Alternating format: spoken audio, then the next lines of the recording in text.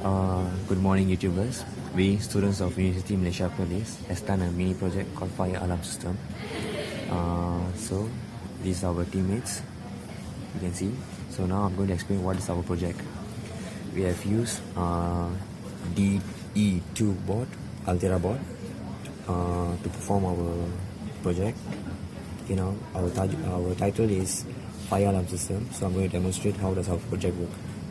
Okay, now we can enable the alarm and disable the alarm.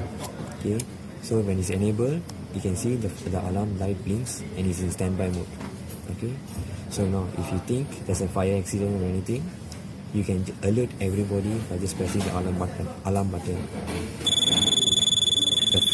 The 7-second will display fires, the buzzer will sound, and LED will blink more in rapid pace.